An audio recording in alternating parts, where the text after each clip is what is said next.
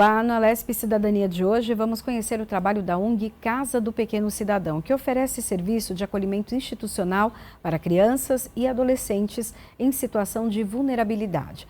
Para essa conversa eu recebo aqui nos nossos estúdios Alfredo Mazzoni, que é o presidente da Casa do Pequeno Cidadão. Seja bem-vindo.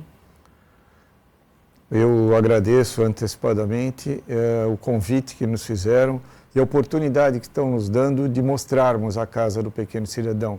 Contar um pouco da nossa história, que começou em 2007, tem uma historinha ainda um pouco antes, mas então nós estamos completando aí 17 anos de existência, de muito trabalho. Obrigado por ter nos convidado e pela oportunidade que estão nos dando. Eu que agradeço por ter aceito o convite e também aqui nos nossos estúdios, Cláudia Brondi Calabria, que é a coordenadora do Núcleo de Inclusão Social para Pessoas com Deficiência da ONG.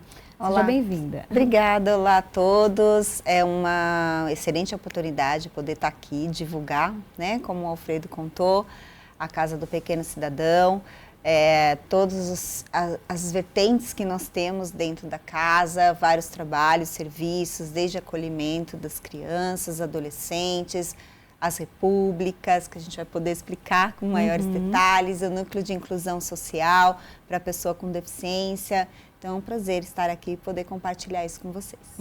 Obrigada.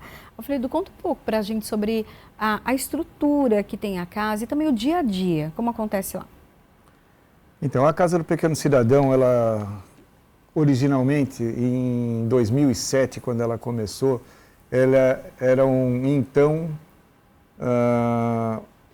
uma casa-abrigo. Já não existia mais o termo orfanato, então ela já era uma casa-abrigo que hoje já também virou SAICA, que é o Serviço de Acolhimento Institucional a Crianças e Adolescentes. Nessa casa, nós abrigamos crianças vítimas de abandono e maus tratos, como você bem frisou no início, onde é um serviço de 24 horas. Então, ou seja, desde 5 de dezembro de 2007, essa casa nunca fechou. Ela tem trabalho 24 horas. Nós abrigamos ali crianças, jovens e adolescentes de 0 a 17 anos, 11 meses e 29 dias. Então, essas crianças não são encaminhadas pela vara da infância ou conselhos tutelares e nós temos toda a responsabilidade sobre essas crianças, jovens e adolescentes, em todos os sentidos. E nós temos... O nosso principal objetivo num primeiro momento, tentar reintegrar essas crianças à família de origem, que é um trabalho bastante difícil, visto que a grande maioria das famílias estão meio perdidas por causa da droga e coisa parecida, então essas coisas não são tão fáceis. Depois, então, nós vamos para um outro trabalho que é junto, mas sempre guiados pela vara da infância. Nós somos dirigidos por eles nesse sentido. Aí nós vamos tentar achar uma família para ela ou alguém da família, um tio, um avô, algum parente, uma família extensa, ou ela vai para uma adoção. Quando não vai para a adoção e eles ficam lá conosco, chegam com 18 anos, eles são obrigados a sair.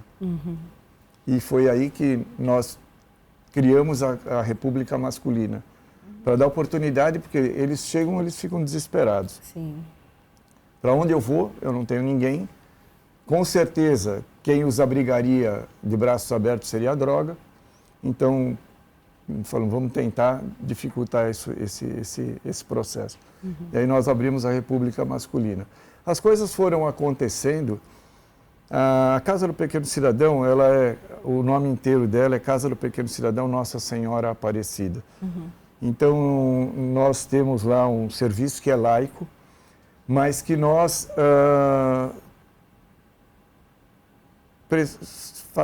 pregamos ali a Igreja Católica Apostólica Romana. Mas nós temos todos os tipos de religiões, porque, na verdade, o Deus está no coração de cada um. E, então, Ele lá em cima é um só e que cada um chegue a Ele da melhor maneira possível.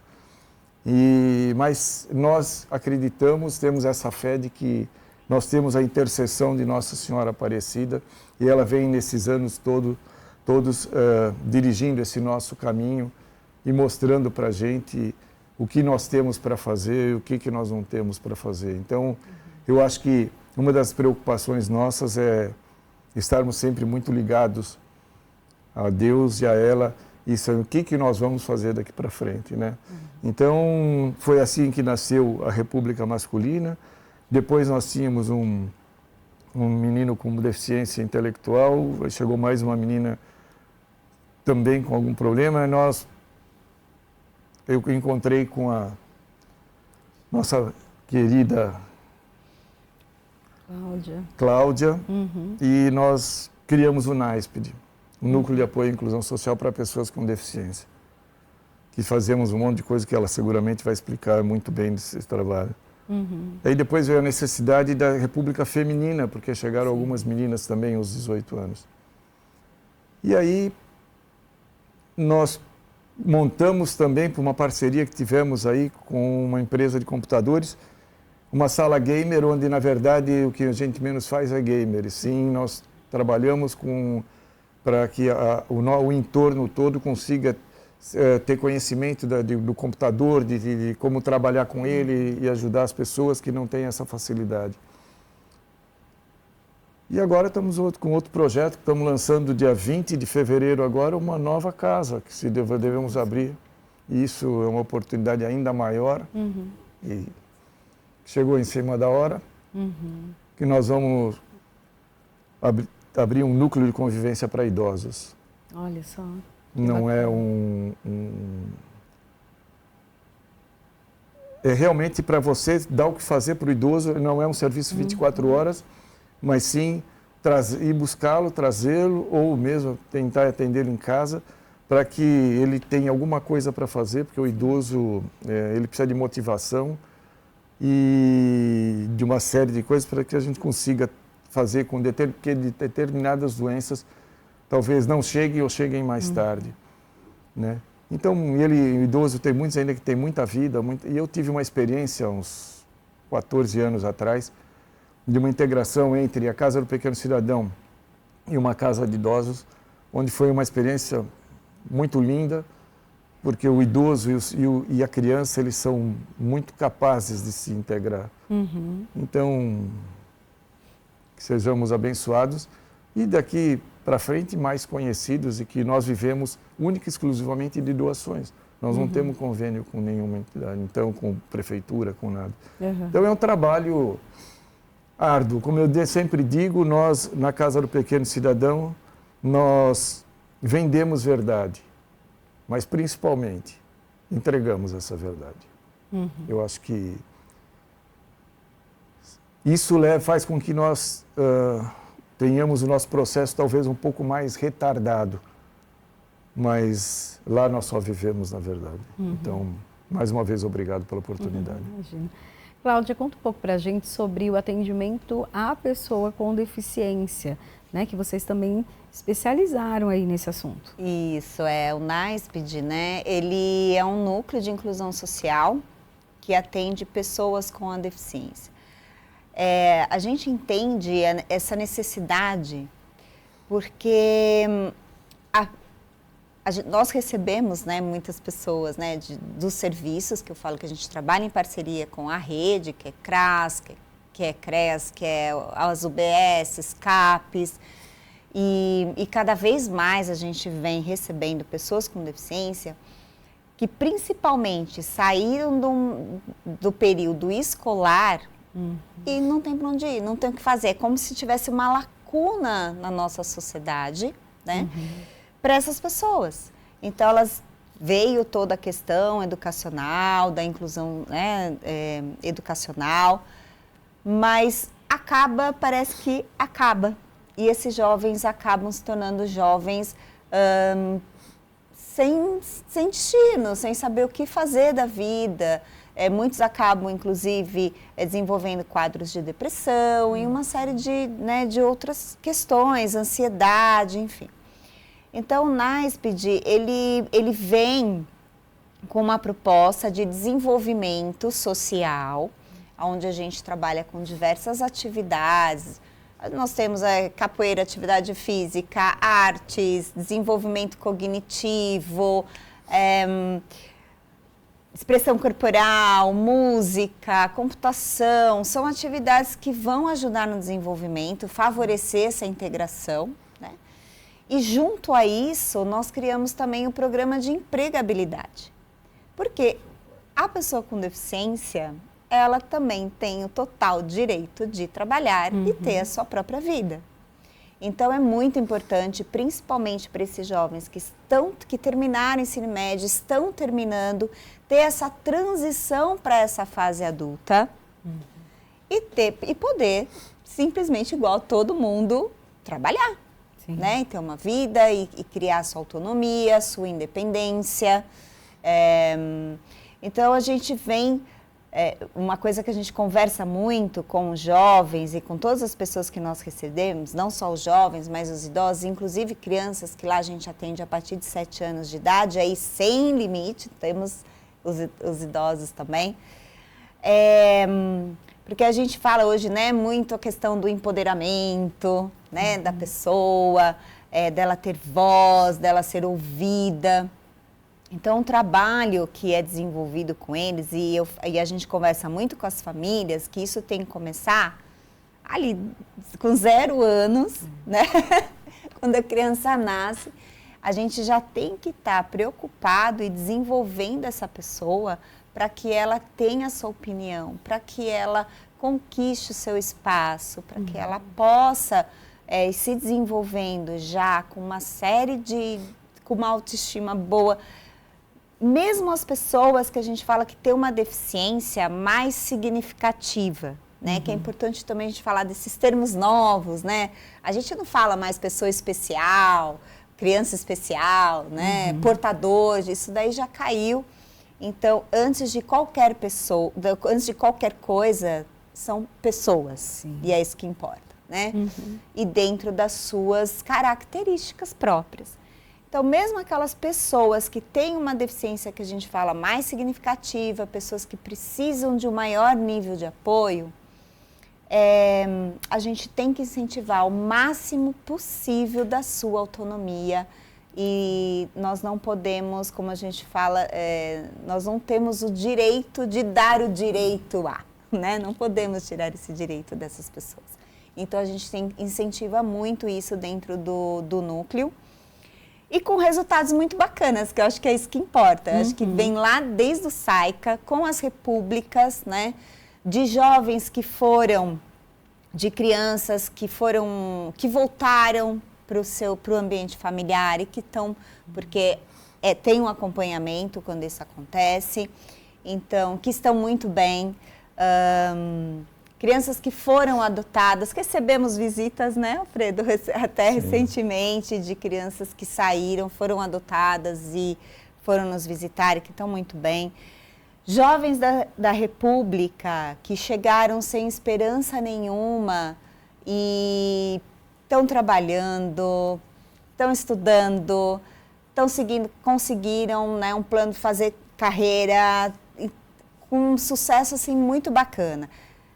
Nada é 100%, mas a gente tem ainda bem, né, que a gente tem um número muito alto de sucesso, e isso é muito importante. E para as pessoas também que estão no núcleo, a gente tem, com esse trabalho, né, da empregabilidade,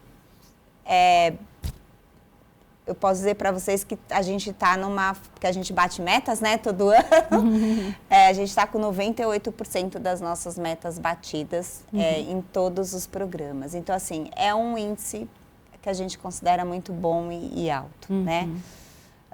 E empresas parceiras, que a gente, né, não sei se pode falar agora, se fala depois, mas as empresas também que nos ajudam muito, que são parceiras nessa contratação desses jovens e dessas pessoas, né? E coisas muito sucesso. Uma dificuldade que eu acho que existe nesse trabalho é o número de pessoas que você tem que ter à disposição para conseguir fazer com que esses 2 pontos, a pessoa que precisa e a empresa, eles consigam se entender. Não é simplesmente você falar, bom, eu vou fazer uma entrevista e vou ser contratado para determinado cargo X ou Y. Essas pessoas são extremamente capazes, sim, e eles conseguem fazer muito bem aquilo com que eles se focam. Né? Nós temos, por exemplo, nós mesmos temos 4 deles que são empregados nossos. Um ajuda no nosso almoxarifado, que ele não deixa passar nada, nem nada de vencido, ali ele cuida de tudo. Outro, um benefício que nós temos é a nota fiscal paulista, então, escanear esse menino, ele tem hoje 47 anos, mas ele escaneia 5.000 cupons por dia. Nossa. Então, quer dizer, ele está ali e outros, assim, o que você precisa fazer? É fazer todo esse trabalho. Nós temos um menino que está trabalhando hoje, que ele é nosso desde pequeno, e foi até por conta dele que no NASP nasceu, mas nós levamos para conseguir fazer essa integração 4 meses. Então, quantas pessoas você tem que ter, e lá são todos registrados CLT, não tem quebra-galho nem daqui nem dali, não, é todo mundo certinho, bonitinho. Então, tem um custo, nós poderíamos talvez conseguir atender até mais gente, mas é isso que eu disse para você logo no começo, nós vendemos verdade e entregamos a nossa verdade. Então, é isso que a gente quer fazer. A gente quer fazer um trabalho certo e organizado para chegar onde a gente quer chegar. Por exemplo, na República. A República nós temos um dos meninos que a Cláudia citou, mas ele está fazendo relações internacionais em Varsóvia. Olha só. Né? Outro está em Curitiba, montou a sua hamburgueria. Outro é gerente em Taboão da Serra de uma rede de postos de gasolina, segundo eles é o melhor funcionário que eles têm. Então isso traz uma série nos deixa com o coração mais aberto ainda para tentarmos fazer ainda mais coisas, né?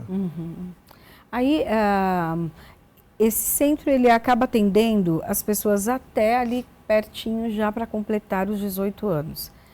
Eu queria até que vocês falassem um pouco da experiência que vocês têm com esses adolescentes, né? com esses jovens, porque ao mesmo tempo eles têm 18 anos, são considerados adultos pela sociedade, pela legislação, porém são pessoas ainda muito jovens para lidar com a vida, né? Para construir a vida. Então, esse apoio que vocês dão também, né? nessa outra fase, até que eles se estruturem, é muito importante. Eu queria que vocês falassem um pouco também, dando exemplos. Então, você vê, no SAICA, por exemplo, né? Quando eles fazem de 14 para 15 anos, a gente já começa a dizer para eles, primeiro nós colocamos eles para fazer algumas coisas dentro de casa. Cada um tem seu tempo para organizar, ajudar na cozinha, ajudar na lavanderia, porque na República eles são totalmente responsáveis pela sua alimentação, pela limpeza das suas roupas e tudo mais. Mas ali no SAICA não. Então você tem que ir preparando esse jovem para a vida. É isso que nós temos. O objetivo da Casa do Pequeno Cidadão sempre foi e será de formar cidadãos, formar pessoas. Eu acho que esse é o nosso principal objetivo. Então, você tem que tentar, porque não é fácil. Eles normalmente chegam de famílias totalmente desorganizadas e você estabelecer tempos, estabelecer metas, estabelecer princípios é muito difícil. Mas isso todo tem um trabalho todo que tem que ser feito. Nós temos psicólogas, temos assistente social, temos pedagogas dentro da nossa instituição, como funcionárias que têm esse trabalho para ser executado, juntamente com uma rede maior, obviamente, não são 3 pessoas que conseguem resolver esse problema. Mas você tem que dar esse tipo de orientação. Depois vem palestras, vem excursões e passeios para adquirir conhecimento mesmo. Você vai em biblioteca, você vai apresentar o mundo aí fora do que é. Né? Porque o mundo que eles seguramente conhecem é o da droga e o da força bruta, né? Que eles assistem muito dentro de casa. Então, e nós queremos exatamente mostrar para eles que que existem. Uma vez, aliás, foi logo de cara, quando foi uma família de 4, foram os primeiros, a primeira família que entrou foi em 5 de dezembro de 2007. Nesse dia, quando nós abrimos as portas oficialmente, com tudo regularizado, essa família entrou, no final do dia, eles entraram às 3 horas da tarde, às 7 horas da noite chegou mais uma família de 3. Esse menino com 7 anos, desse tamanho, depois de 3 dias, não sobrava nada. Ele quebrava tudo, pancada, que não sei o quê. E um dia ele estava num determinado lugar lá da casa e eu fui falar com ele. E eu falei, escuta, calma, vamos conversar. Você aqui só tem amigos. Ele virou para mim, porque ele não queria olhar para mim, ele olhava para fora.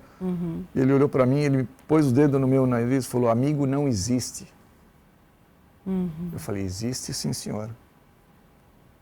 Ele falou, não existe. Eu falei, eu estou te falando que existe. Eu e todos nós aqui queremos ser teus amigos. Ele pôs o dedo no nariz de novo e falou, então vai lá em casa e faz meu pai parar de bater na minha mãe. Eu falei, aí ficou feia a coisa, né, meu amigo? Eu falei, então vamos conversar com calma. E vamos se entender. Nós temos uma capela, levei ele lá dentro, conversamos. Não resolveu. Ele tinha... Mas depois ele me deu um chaveiro que eu botei nas chaves que eu tenho lá dada. E ele olhava, cada vez que ele olhava para mim, ele falou, você é meu amigo mesmo, você não jogou fora esse meu chaveiro, hein? Olha só. São detalhes, né, que podem marcar a vida, então, desses jovens e adolescentes. Eu acho também, Cláudia, a questão da segurança que eles têm.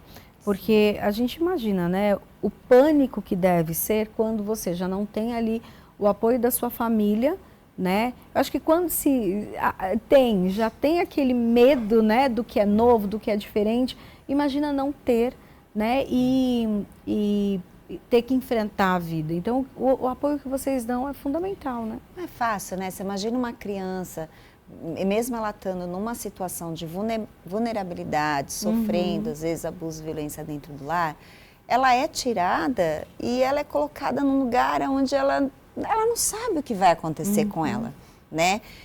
Se a gente pensar, é apavorante. Sim. Né? Eu falo, é muito apavorante. São situações... então, assim, esse suporte emocional que você tem que... O trabalho, né? Acho que de qualquer SAICA que a gente está falando aqui, da casa, não só porque é da Casa do Pequeno Cidadão, a gente faz com muito amor, com muito carinho isso tudo, mas todos os SAICAs eu acredito que tem essa postura também. É muito aterrorizante, então você tem que trabalhar esse emocional de uma forma muito intensa com essas crianças. Sim.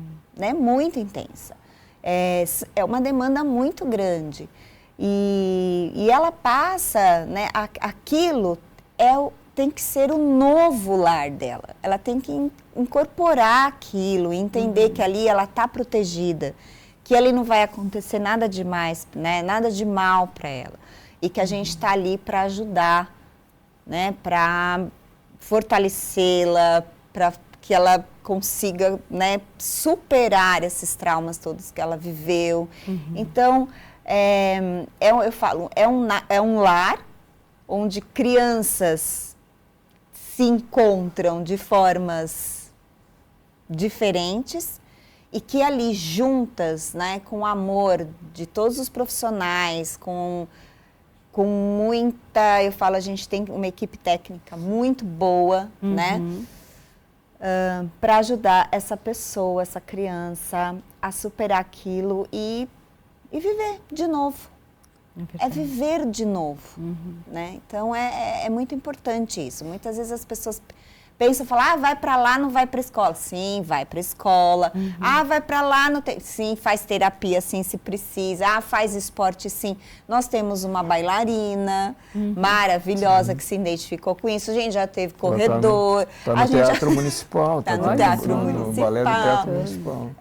Pessoas que fazem música. Então, assim, o SAICA, ele é uma casa. E a criança que chega lá, ela vai ter a rotina de uma casa.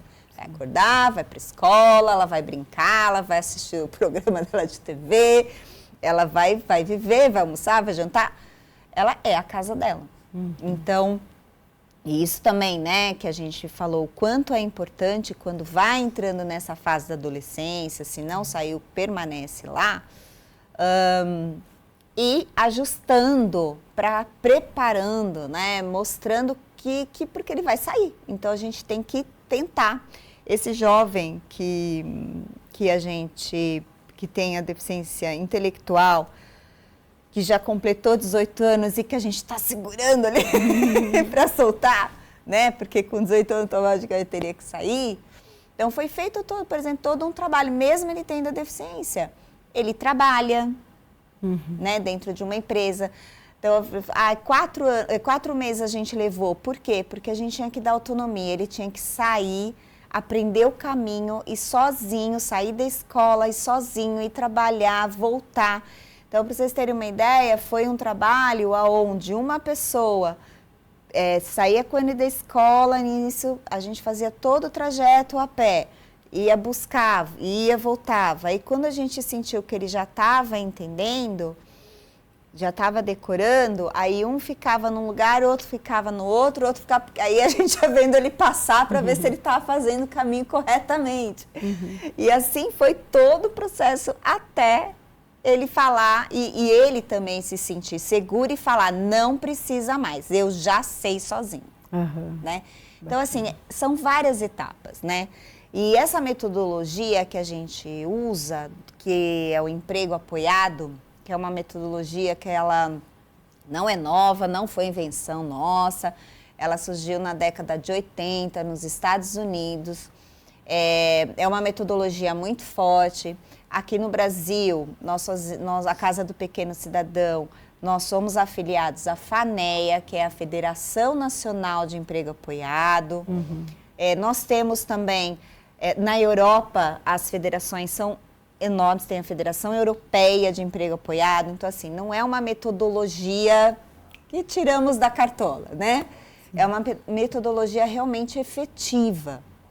E que ela prevê, ela está em 3 etapas. Então, a primeira etapa, que a gente chama, que é o levantamento de perfil, que é entender quem é aquela pessoa, as habilidades que ela tem. Então, a gente sai daquele contexto de que a pessoa com deficiência, né, a gente, antigamente, que era a parte médica, que as pessoas vinham e falavam, olha, não sabe ler, não sabe escrever, não sabe andar, não sabe isso, não sabe aquilo. Eu falo, gente, para mim não interessa, para a gente não interessa que não sabe.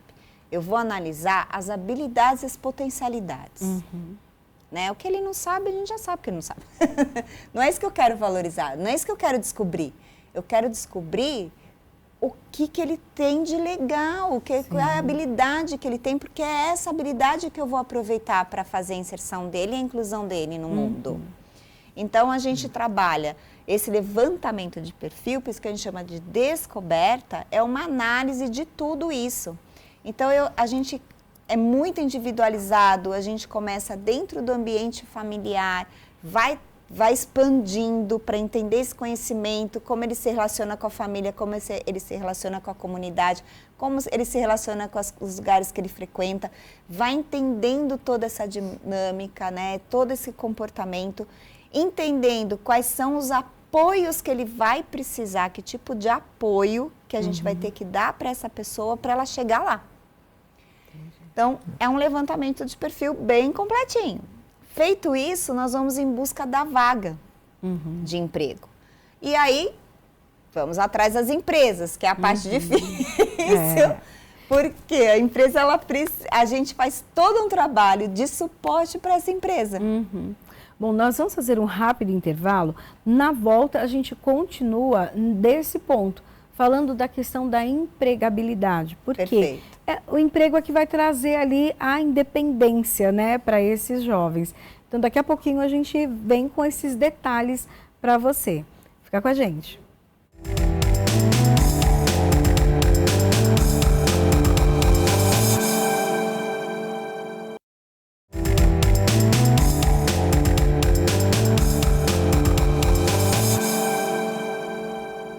Estamos de volta com a Lespe Cidadania, hoje conhecendo um pouco mais o trabalho da Casa do Pequeno Cidadão. Aqui nos nossos estúdios eu tenho Alfredo Mazzoni, que é o presidente da ONG e também Cláudia Brondi Calabria, que é coordenadora do Núcleo de Inclusão Social para Pessoas com Deficiência. Bom, Alfredo, conta um pouco para a gente sobre a questão da empregabilidade. Como que vocês trabalham com esses adolescentes, esses jovens? Porque quando fazem 18 anos, eles até a ONG consegue assisti-los um pouco mais de tempo, mas eles precisam ser preparados para o mercado de trabalho para depois tocar a vida, né? Sim, com certeza. Com 21, de 18 a 21, nós podemos ficar com ele ali. Dali para frente, ele tem que ser dono da sua própria vida. E é esse o trabalho que nós queremos fazer lá dentro e que nós tem, graças a Deus, estamos conseguindo fazer. Porque primeiro você precisa convencer ou fazer com que ele entenda, não é nenhum convencimento, que ele precisa ser dono dele mesmo, que ele tem que conseguir ser autossuficiente. Então, nós vamos tentar ver qual é o perfil dele, a que área ele quer, se ele se dá melhor ou pior. Então, nós vamos tentar arrumar um trabalho para ele, onde ele ele vai conseguir se sentir melhor. Tem hora que não tem jeito, você fala, olha, você tem que trabalhar, porque os teus conhecimentos ainda são muito pequenos, mas aí nós vamos tentando dar esse apoio todo. Mas é fundamental que ele compre essa ideia, que ele incorpore essa ideia, não só da empregabilidade, mas do estudo. Nós, para que eles fiquem lá nas nossas repúblicas, nós fazemos um acordo com eles de que eles trabalham e estudam. Nós temos que ajudá-los a arrumar esse emprego, nós temos que ajudá-los a qual o melhor curso para fazer, mas ele tem que unir as duas coisas. Não dá para simplesmente ficar lá dentro de casa, não fazendo nada, sair a hora que quer, voltar a hora que quer. Logo no começo, quando começamos a República Masculina, nós tivemos a droga lá dentro, que era um medo. E graças a Deus e graças ao Vitor, que eu citei, que está lá em Varsóvia, esse menino foi um venezuelano que ele nos ajudou, por incrível que pareça, a tirar a droga lá de dentro. Olha. Como? Ele falou, você não dá tempo do rapaz ou do usuário para ele ter tempo ocioso para pensar e para fazer alguma coisa. Vamos arrumar sempre o que fazer para ele, quanto menor tempo disponível, livre, com a cabeça atrás de nada, ele tiver, mais a gente vai conseguir combater isso. E isso tem dado muito certo. Cláudia, fala um pouco das empresas parceiras, né? Porque, infelizmente, a gente sabe que tem algumas empresas no processo seletivo que acabam tendo atos de discriminação, por mais que a legislação deixe bem claro que isso não pode ser feito. Mas, né, quando de repente eles têm ali já no seu currículo ou numa conversa, contam um pouco da sua história, algumas pessoas podem olhar com um olhar, né, diferenciado ali. Mas como que é feito esse contato com as empresas? E também, de repente, tem uma empresa que quer ser parceira, como faz? Sim. Essa parceria com as empresas, né, dentro dessa metodologia, a gente faz um trabalho anterior que é estar levando essas pessoas em loco. Então, assim, a gente vai... a gente fica que nem doido caçando pessoas, empresas, assim, desde do pequenininho comerciante até as empresas maiores. Então, a gente leva para a pessoa conhecer o lugar, né? Vamos supor, vai vir aqui conhecer o estúdio. Então, vem, assiste uma gravação, conversa com os profissionais, entende como é que funciona, como é que é a dinâmica, vê que tipos de trabalho que existem. E dessa forma, já é um primeiro contato que a gente vai fazendo com essas empresas e para a gente ir tentando parcerias para essa contratação. E toda empresa que a gente consegue, porque o que é mais difícil, você conseguir uma abertura, né? Conseguir chegar na pessoa certa para ela te receber na empresa. Não é simplesmente ligar e falar, quero falar com o pessoal do RH, né? Então, esse é o ponto mais que a gente encontra maior dificuldade. Porque o que a gente oferece para a empresa? Todo o apoio. Então, a empresa, desde da contratação, então como vai ser a entrevista, como ela vai receber aqueles candidatos, o que perguntar, de como tem que ser feito esse processo seletivo, a criação, às vezes, até de vaga, quando não existe, mas que a gente chama de customização, que a gente pode identificar ali um setor ou uma área que aquela pessoa se encaixaria. E aí, gente, vai, tipo, desde a porta de entrada, literalmente, né, até aquela pessoa está ali, onde a gente faz, se houver necessidade de adaptações, a gente faz junto à empresa todas as adaptações, palestra para todos os funcionários. Então, assim, é tudo muito completinho. Agora, tem as empresas que precisam cumprir a lei de cotas, né? Então, fica fácil, porque ela já tem. Mas não significa que ela tem que cumprir a lei de cotas que ela faz um trabalho de inclusão. Porque a inclusão ela é diferente, né? Não é só receber a pessoa com deficiência, por exemplo. Sim, é totalmente diferente, né? Eu já vi muitas coisas acontecerem do tipo da pessoa estar lá isolada, vou dar trabalho, né? E quando você chega, a pessoa está isolada numa sala, ela não tem colegas, ela não conversa com ninguém, ela almoça sozinha, ela não participa de nada. Isso não é inclusão, né? Com uma atividade, às vezes, totalmente inadequada, onde até nem o potencial daquela pessoa é aproveitado. Então, quando eu falo inclusão dentro da empresa, é isso, né? Aquela pessoa, ela vai fazer parte. A empresa está contratando uma pessoa que vai fazer parte, é um funcionário produtivo, que eu falo, né? A gente tem que lembrar, você não está fazendo favor para a pessoa com deficiência. Você está dando uma oportunidade. E são pessoas extremamente produtivas. Eu tenho até casos, assim, de empresários que já estão contratando um tempo tal, que falam, tive reunião há pouco tempo aí com uma empresa e ele falou, olha, eu estou pensando em demitir todos os meus funcionários e só contratar pessoas com deficiência. Aí eu falei, como assim? Ele falou, porque eu estou cansado. Ele falou assim, as pessoas que não me dão, que eu não tenho nenhum tipo de problema, que não atrasam, que não faltam, que cumprem tudo que tem que fazer, são extremamente dedicados, são as pessoas com deficiência. Ele falou, e o resto eu tenho problema disso, daquilo, aí foi enumerando, eu falei, nenhum, eu falo, nem 8 nem 80, né? Mas assim, pra gente entender, é óbvio, né, não é tudo um mar de rosas, mas assim, quando há um trabalho efetivo, a coisa acontece, e acontece de verdade. Sim. Cases de sucesso são pessoas que estão 4, 5, 6, 7, 8 anos trabalhando, por exemplo, numa mesma empresa. Né? E que plano de carreira, para incentivar para que elas continuem aprendendo, estudando, né?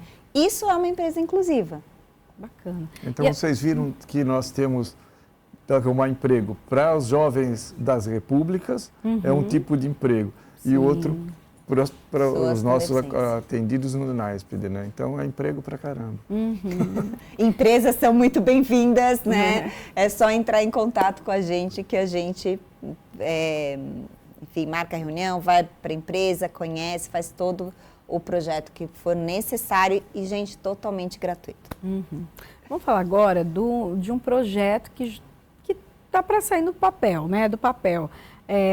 Claro que é um projeto que tem mais ali para o fim do ano, né, desse ano, mas é um projeto muito esperado por vocês.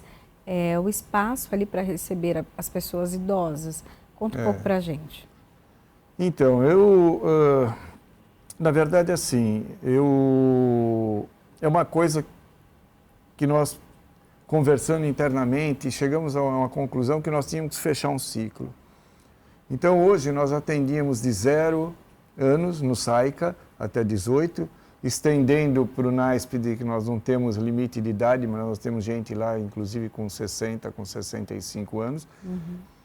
E a gente está assistindo à necessidade desses idosos, porque hoje as famílias trabalham, não tem tempo para cuidar dos pais, a coisa é mais complicada. Essas casas de repouso, às vezes, não têm a estrutura suficiente e põe esses idosos só para assistir televisão, ou num sofá ou numa cadeira de rodas, e aquilo ali vai criando um processo depressivo. Eu falo isso muito porque meu pai faleceu fazem 3 anos, com 97 anos, e nós, graças a Deus, conseguimos cuidar dele até o último minuto. Mas eu tive, por outros meios, entrando muito em casas de repouso. E você via, é uma coisa que doía muito isso daí, fala, por que nós não conseguimos fazer alguma coisa? Então agora veio essa vontade, de aí então vamos atender, fechar um ciclo de 0 a 100, 105, 100, não sei quantos 100 anos, o que cada um aguentar. Até perguntaram uma vez para o senhor, como é que você acha, seu Zé? Como é que o senhor chegou a 100 anos? É só não morrer que a gente chega lá. Então, é uma boa resposta. É bem isso, né? Então, nós estamos iniciando esse processo, nós vamos lançar uma campanha dia 20 agora de fevereiro, onde nós não temos mais espaço, nós temos que adquirir um imóvel novo, preparar esse imóvel novo. Tem muita gente que fala, por que adquirir, por que não aluga, porque... É muito fácil falar realmente alugar, mas você cria toda uma estrutura e depois falam para você, olha, meu prédio foi vendido para um condomínio, você vai passear, ou eu vou fazer alguma coisa, então, e você investiu um monte de tempo e dinheiro. Então, nós estamos preferindo comprar esse imóvel e preparar ele para que a gente consiga fazer com que receber esses idosos e fazer assim como com as crianças que nós fazemos e preparamos para um crescimento, para uma vida, nós prepararmos esses idosos para um final de vida, mas um final de vida feliz, digno. Um final de vida digno, um final de vida participativo até a melhor parte que ele puder. Na hora que não puder mais, que perdeu todo, paciência. Mas mesmo assim, vamos tentar retardar esse processo no máximo que a gente puder. Então, nós esperamos comprar esse imóvel, preparar esse imóvel e inaugurar isso no dia 5 de dezembro de 2025, que todas as nossas casas nós inauguramos exatamente nessa data que é o nosso aniversário. Né, Então, quando nós fizermos 18 anos, devemos estar inaugurando esse trabalho. E para quem nos assiste e concordam com esse nosso trabalho e puderem nos ajudar, nós vamos fazer uma campanha, uma vaquinha virtual, onde você pode colaborar a partir de R$5. Então, o que nós precisamos é de muita gente que colabore. Então, se tiver mais gente que puder ajudar mais, melhor. Agradecemos imensamente. O processo vai mais rápido. Mas, senão, com certeza, de 5 em 5, nós vamos chegar lá. Um pouquinho para a gente, Cláudia, também, da questão dos voluntários, quem pode ajudar, ou são todos funcionários, como que funciona lá? Não, nós temos sim, os voluntários são muito bem-vindos, né? A gente está, inclusive, tentando ampliar cada vez mais esse número de voluntários, né? São pessoas... porque nós temos a Repúblicas, nós temos o SAICA, nós temos o NASPID, a gente tem a Sala Gamer. Então, assim, são serviços que constantemente a gente precisa, né, de pessoas, né, para estar lá nos ajudando. E todo mundo tem o que fazer, o que contribuir. A gente entende que as pessoas... quem quer ser um voluntário, ela já vem já tem essa vontade de estar fazendo algo diferente.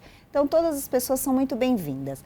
No site da casa, você consegue entrar em contato, né? Tem tudo lá explicadinho, como você pode se cadastrar, como você pode ser um voluntário. Se a pessoa quiser ligar, agendar, para estar conhecendo as unidades antes, né? Até, inclusive, de se candidatar, para ter certeza, para ver se é isso mesmo que quer. É só também entrar em contato com a gente. Vai fazer uma visita, aliás, seria um prazer receber, a gente gosta muito de receber as pessoas, é um prazer estar recebendo todo mundo, porque a transparência ela é muito importante, né? A gente acredita muito nisso. Então, a verdade e a transparência é muito importante. Então, as portas da Casa do Pequeno Cidadão estão abertas a todos, né? E E voluntários, por favor, podem se candidatar, que eles são... E para todas as áreas, gente. Né? Quais tipos de voluntários que vocês mais precisam? Isso vai mudando um pouco de acordo com os planejamentos das atividades, né? No SAICA é um voluntariado mais específico, mesmo porque às vezes a pessoa fala, eu vou lá brincar, mas as crianças têm a rotina delas também, né? De sair, de ir para a escola, atividades e tal. Mas a gente tem muitos voluntários que às vezes desenvolvem projetos.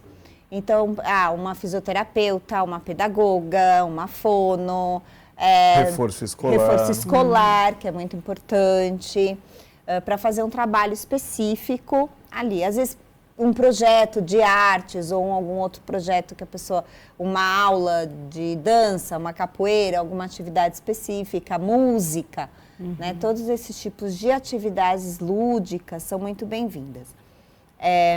Cozinha. Cozinha, nota fiscal paulista. Nós não somos suficientes em funcionários. Então, o voluntariado seguramente cresce muito, né? Porque nós não conseguimos admitir quantas pessoas. Hoje nós já temos 72 funcionários. Nós devemos crescer para ir para quanto? Para uns 100, provavelmente. Mas seguramente não são suficientes. Então, nós precisamos muito desse voluntariado todo. E como a Cláudia está dizendo, o legal é que ela dê uma olhada, rode todos os nossos serviços, fala, eu me sinto melhor fazendo isso. Porque é a mesma coisa que nós que trabalhamos, né? Você ir trabalhar numa coisa que você não gosta, fica ruim, né? Sim. Então, mas sintam-se muito à vontade. E a casa, como a Cláudia disse, está de portas abertas. Se não para voluntariado, vá nos conhecer, é importante conhecer o nosso projeto e ver que tem muita gente que fala, Alfredo, eu vou ajudar vocês, não sei o quê, porque eu falei, mas vai visitar primeiro, eu quero ser um doador. Sim, né? Legal, é super importante, mas vá ver a instituição que você está doando, vá conhecer, acredite no projeto, compre o projeto antes, veja que aquilo ali é uma verdade, que estão te vendendo e estão te entregando. Isso é que é fundamental. Nós temos os nossos... Desde o primeiro ano, nós publicamos os nossos balanços e auditamos as nossas contas. Então, quer dizer, a gente tenta fazer tudo com a maior transparência possível. Então, eu acho que é assim que a gente deve viver, é assim que nós vivemos.